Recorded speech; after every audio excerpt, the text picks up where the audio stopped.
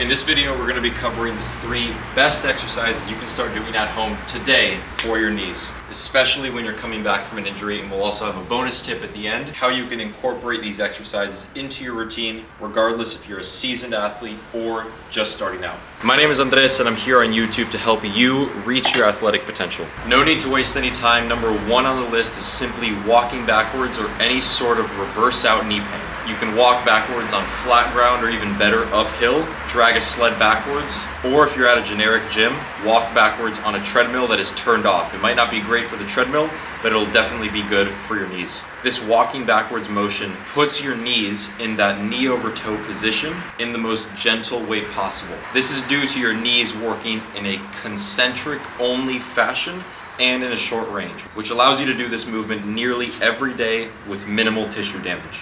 Number 2 on our list is any of the 3 step-up variations. If you're a beginner, I would recommend you start off with the 2 basic variations, which is the Patrick and Poliquin step, both of which have your heel planted, either on flat ground or some form of heel elevation.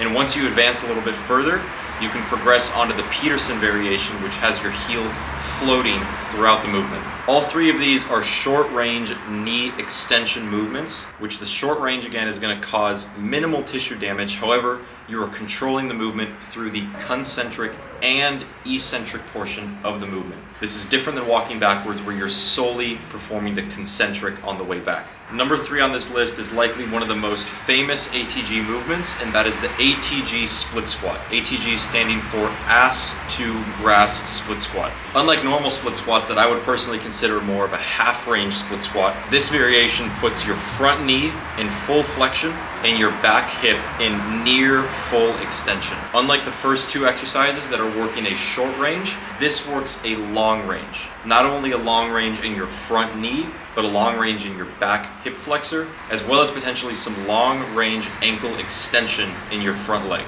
Out of all the 3 movements, this one requires the most attention to form, and I would recommend you seek out a coach or a fellow athlete that has nailed this movement to guide you through proper progressions and proper form. Now the bonus tip, how exactly would you incorporate these into either your existing routine or a new routine if you're just starting out? So as mentioned earlier with the first exercise, walking backwards or reverse out knee pain, this is the least tissue damaging movement of the 3. So it can be done daily if you would like to, either as a warm-up or the core of your exercise. And if you are just starting out, I would say 3 times a week is more than enough, but feel free to bump those numbers up as you gain more experience. Start off as gently as you want.